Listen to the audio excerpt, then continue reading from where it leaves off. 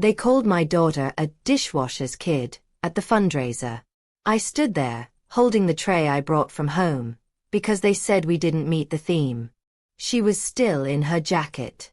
Didn't say a word. Just looked at me once. Then walked up front, unzipped it, and everything stopped.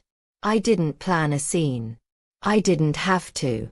She spoke without a word, and that was the end of their little story. I'd learned how to disappear without leaving a room long before that night. They just made it easier. The fundraiser was hosted in the grand ballroom of one of those country clubs with gates tall enough to keep people like me out. Marble floors, silent staff, wine glasses with stems so thin you could snap them with one bad glance. I hadn't wanted to come. My daughter begged. She had a project being recognized.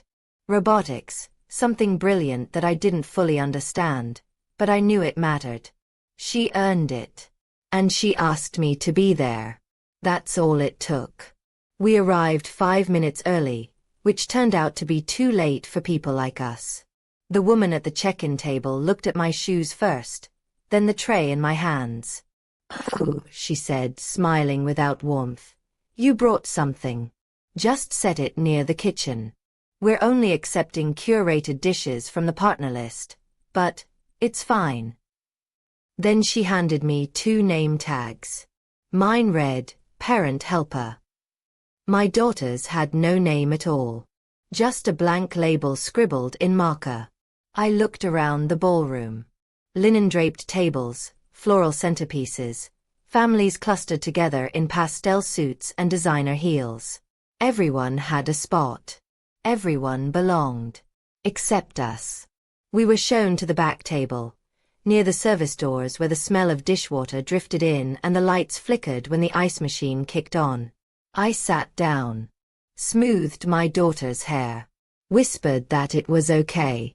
But she looked out over the crowd with a kind of silence I didn't recognize. Not hurt. Not angry. Just waiting.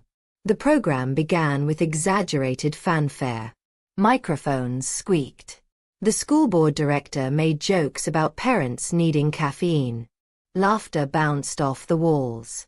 Then came the fundraiser coordinator. High cheekbones, tight smile.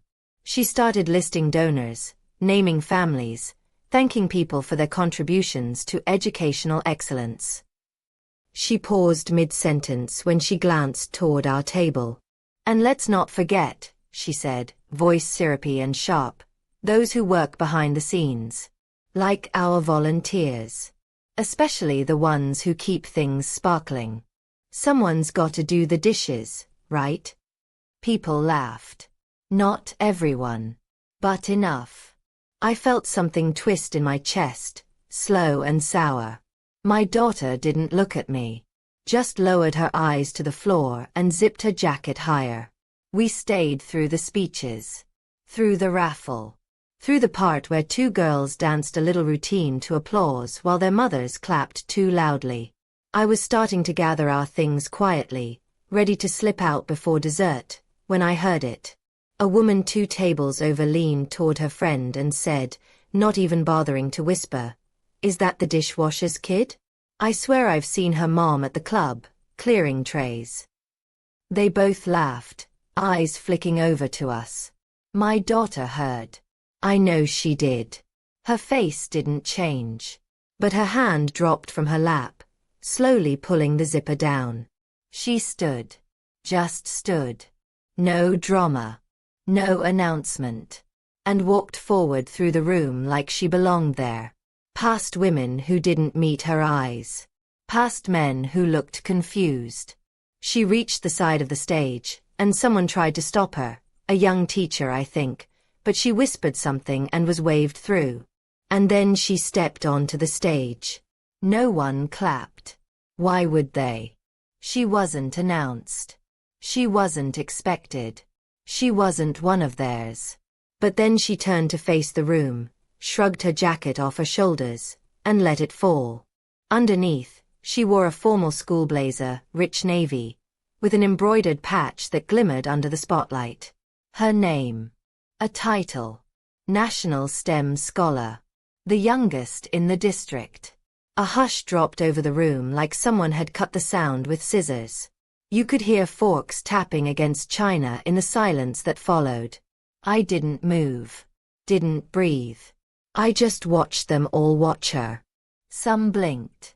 Some shifted in their chairs. One man sat back like he'd swallowed something sour. She didn't say a word. She didn't need to. And that silence. It was louder than anything I could have screamed in their smug, powdered faces. Then the principal appeared from the side curtain, as if suddenly remembering something he forgot. He took the mic. His voice was too bright, too rushed, like someone trying to fix a mistake in real time. "Ladies and gentlemen," he said, "we're proud to present tonight's surprise keynote, representing the district's future in science and innovation." He named my daughter. Fully. Loudly. First name, last name, correct pronunciation. People started to clap. Late. Weakly. Like they'd just realized the movie had already ended and they missed the best part. She didn't smile. She looked at me for the first time since she stood. Just once. And in that moment, I knew she had done what I never could. She didn't explain. She didn't apologize. She just revealed herself, and let the room catch up. I felt something unclench inside me. Not pride. Not quite. Something older. Like the ache of being seen after years of being passed over. But just as I stood to join her, something shifted. The microphone cracked again. A voice, slightly slurred, came from the crowd. A man in a beige linen blazer stood from one of the front tables. He was swaying slightly, wine glass still in hand. "Wait," he said, pointing. "Wait a second. That's Elena's girl, right? From the Westbrook building? The cleaning woman." His tone wasn't cruel. Just careless. Like he didn't even know it was a line he'd crossed. Everyone turned to him. Then they turned to her. Then, slowly back to me. And just like that, the room wasn't silent anymore. It was fractured. And my daughter hadn't even begun her speech. When I was younger, I used to believe that if you kept your head down, worked hard, and stayed kind, the world would eventually notice. That one day, someone would turn around and say, "She's always been here. She's the reason we made it."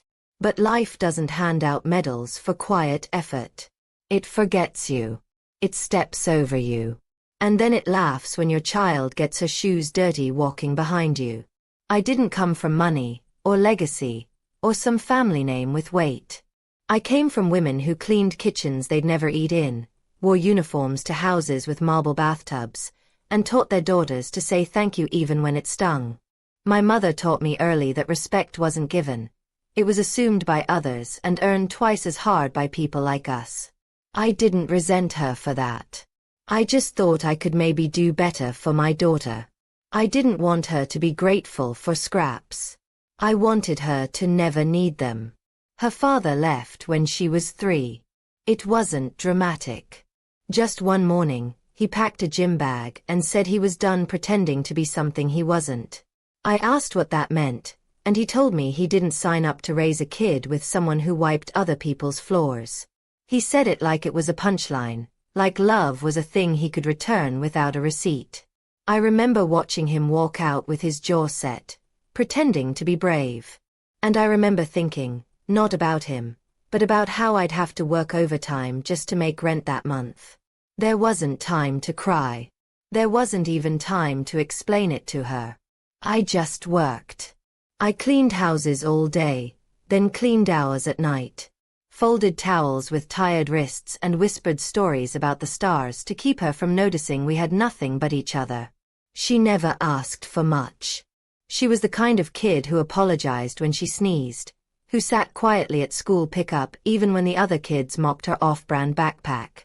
Once in 4th grade, I came to a class event after my shift, still in uniform. I tried to tie a scarf over the logo, but it slipped.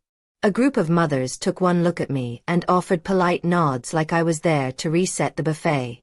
One of them even handed me her empty cup without asking. I took it. What else could I do? My daughter saw. She always saw. But she never said a word. That night, she hugged me tighter than usual and slipped a note into my apron. It just said, "I know who you are." Every school event after that, I arrived early and parked down the street. I kept a change of clothes in the trunk. I wore shoes that didn't squeak. I learned the art of being invisible while being present. I clapped from the back row. I took pictures and never posted them. When she won third place in the science fair with a project we made from bottle caps and cardboard, they didn't say her name right. They just called her our little tinkerer and moved on. She smiled for the photo. I smiled too, but something in me cracked that day. I kept the photo in my wallet anyway. People think humiliation comes in loud moments. It doesn't. It comes in slow, quiet cuts, when you realize you've been left off the email list again, when your daughter's name is missing from the roster, when the party invitation goes to every parent but you. It's when the school secretary greets you like you're there to fix the copier. It's when your daughter gets invited to a birthday party, but there's a second envelope taped on the back, asking if you'd mind staying to help supervise. I said yes every time. Not because I liked it, but because I didn't want her to feel like the world had already decided who she'd be. I remember the day she got her acceptance letter to the district's gifted robotics program. She came running out of the school with a crumpled envelope clutched to her chest, cheeks flushed, eyes too wide for her face. She didn't even wait until we got to the car. Just ripped it open right there, fingers trembling, and read the words out loud 3 times like she couldn't believe them. I cried. Not big sobs. Just the kind of cry that sneaks out through your breath when you've held something too long. I asked her what she wanted to celebrate, and she said, a bigger notebook. And better glue. I worked nights to buy her that glue. Picked up 3 extra houses. Skipped lunches. Cancelled a dentist appointment I'd waited months for. She never knew. I didn't tell her about the woman who stiffed me $40 or the dog that bit my arm. I just wrapped it, cleaned it, and kept going. She built her projects with focus I didn't recognize in kids her age. Once, I watched her sit for 4 hours straight, trying to code something she said would make the machine more curious. I didn't understand it. But I understood her. And I knew this girl the world barely saw, was building something much bigger than robots. She came home one day with a tear in her jacket and told me not to worry. A boy in her class had called her the poor kid. Said her jacket looked like it belonged to someone who worked in a kitchen. She didn't cry. Just asked if we could patch it. I did. But I added something inside, stitched her name in gold thread where only she could see it. That night, she held the jacket like it meant more than anything she owned. Maybe it did. There were moments when I thought I was getting through the fog. When a teacher sent home a note saying she was exceptional. When she placed first in a math league where everyone else had private tutors. When the principal shook my hand and said she had a future worth watching. But those moments were rare. Mostly, we lived in the space between being noticed and being erased. And I had made peace with that. But my daughter. She never did. She was always planning something I couldn't quite see. And on the night of the fundraiser, when she looked at me just once before stepping onto that stage, I realized I hadn't raised a girl who could endure the silence. I had raised a girl who would break it. What I didn't know was that someone else in the room had seen what she did. And they were about to make a move I never expected. The room hadn't settled when the principal took the microphone. His voice crackled through the speakers, chipper and rushed like he was trying to control the damage. He announced her name with exaggerated pride, the same name the PTA had forgotten to print on a badge. He called her the district's youngest STEM scholar, a recipient of a grant from a national tech foundation, a keynote speaker chosen weeks ago. There was a pause after every title, as if daring the crowd to clap at the right time. Some did. Some didn't. Most just stared. No one was laughing now. Not the moms in their silk scarves. Not the dads with their wine-stained blazers. Even the ones who whispered earlier had turned quiet, eyes darting to each other like they were trying to rewrite the last 30 minutes in their heads. But she didn't speak. Not yet. She just stood on that stage in her embroidered blazer like it was armor. And the way she looked at them, calm, still unflinching, it was like she'd already won. She didn't need their applause. She wasn't asking for acceptance. She was showing them the truth, and letting it burn quietly. I wanted to go to her, to stand beside her. But I stayed frozen in my seat. Something held me there. Maybe it was fear. Maybe it was awe. Maybe it was that strange feeling when you see your child do something so powerful that you stop thinking of them as a child at all. She hadn't just unzipped a jacket. She had unzipped every room that ever tried to hide her. And now they were all exposed. Then she finally spoke. Her voice wasn't loud, but it carried. Clear, measured, precise. She talked about her project, her team, the late nights she spent building prototypes. She thanked the mentors who'd helped her, the teachers who believed in her. Then she paused, looked straight into the crowd, and said, "And everything else, the foundation, the values, the work ethic, I learned from someone who never needed a stage to prove her worth." There was a hush again. But this one was different. Sharper. Eyes began turning, slowly, hesitantly, toward the back of the room. Toward me. I didn't know where to look. My hands were clenched under the table, my chest so tight it hurt to breathe. She didn't say my name. She didn't have to. She just stood there, calm as stone, while the entire room tried to recategorize the woman they'd ignored. Someone near the front started to clap. A teacher. Then another. A few hesitant hands joined in. The applause was scattered, confused, more obligation than celebration. But I didn't care. I wasn't there for their approval. I was there for her. And she had already given me more than they ever could. As the speech ended, she walked off stage without fanfare. No curtsy. No bow. She just returned to her seat like it hadn't just happened. But then came the next twist. A woman I didn't recognize approached her, a younger parent, holding a notepad and a pressed program in one hand. She leaned in and said something softly. My daughter nodded, and the woman turned to me, eyes wide with something between shock and apology. "Is this your daughter?" she asked. I nodded, unsure where this was going. She extended her hand. "I'm with the foundation. We had no idea the keynote's parent wasn't on the invite list." That stopped me cold. No idea. Not on the list. So it wasn't an accident. It wasn't an oversight. I hadn't been forgotten. I had been excluded. Deliberately. The coordinator knew exactly who the keynote speaker was, and she'd still directed me to the kitchen with my tray. Still printed a blank badge. Still let them laugh. The woman looked uncomfortable now, glancing around. "Would you come with me? The board would like to meet you." I didn't move. I looked at my daughter, who stood beside me with her hands folded, calm and unreadable. I saw the same expression she wore the day she patched her own backpack without telling me. The same look she had when she fixed the coding error in her program after midnight with a broken laptop charger and a flashlight. She didn't want me to go make a scene. She didn't want to fix it by pushing back. She wanted me to see it. To understand it. To know what had been done. Clearly, without noise. I shook my head gently and smiled at the woman. "Tell them thank you. But I think I've seen enough tonight." She blinked. Confused. "But you're her mother. They want to recognize you." "I already was," I said. "She did it better than any of them ever could."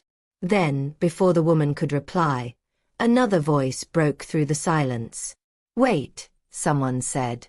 A man. Firm. Familiar. It was the same man who had made the dishwasher comment earlier. The one who stood with a wine glass and called out my name like a rumor. But this time, his tone had changed. I remember you, he said. You cleaned the Westbrook building. Elena, right? I didn't respond. He stepped forward, suddenly sober. You cleaned my office. I nodded once. The recognition on his face deepened into something else. Something sharper. Not kindness. Not guilt. Just the realization that he had underestimated someone who didn't stay in her lane. Then, out of nowhere, he asked the question I wasn't expecting. Did you get my letter? That stopped everything. I stared at him, blinking. What letter? His eyes widened, then flicked to my daughter. And just like that, the fundraiser wasn't the biggest story in the room anymore. Because whatever letter he was talking about, my daughter already knew about it. And she had kept it from me. I didn't sleep that night. Not because I was angry. Not even because I was confused. It was something heavier, something quieter. The kind of weight that settles behind your ribs when you realize the story you've been telling yourself about your life might not be the full truth. I kept replaying the moment he asked about the letter. His face wasn't smug. It wasn't kind either. It was calculating. Like he thought I already knew, and now he was trying to see if my silence was intentional. But I didn't know. And that terrified me more than anything. I waited until morning to ask her.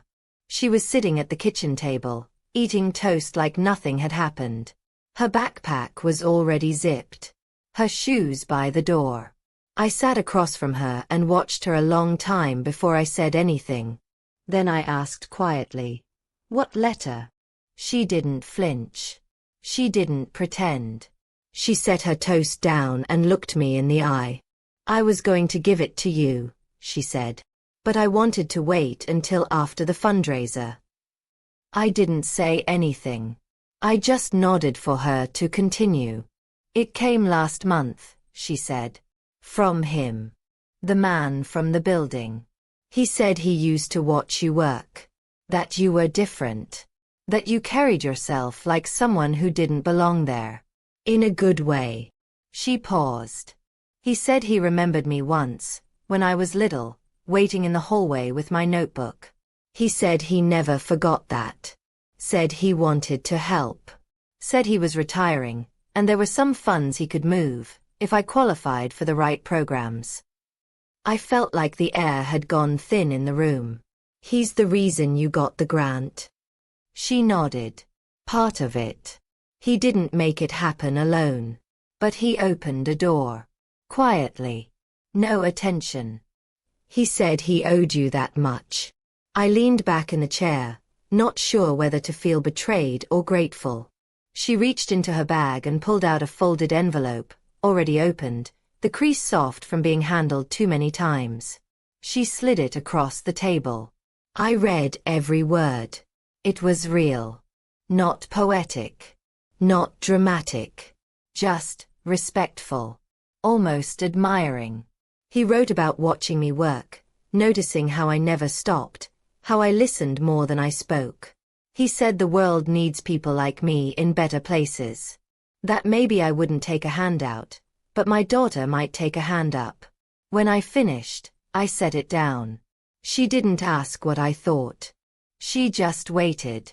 I reached across the table and took her hand. "I'm not mad," I said.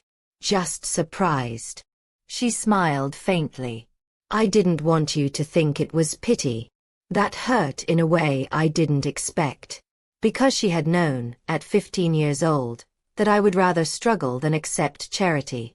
And that wasn't strength. That was pride. And maybe it had cost us more than I realized. That week, I turned in my notice at the cleaning agency. Not because I was ashamed, but because it was time.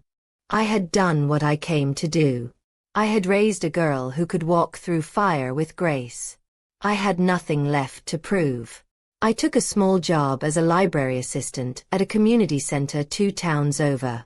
Quiet work. No uniform. No bleach smell on my hands. Just books, soft chairs, kids asking questions I could help answer. It paid less.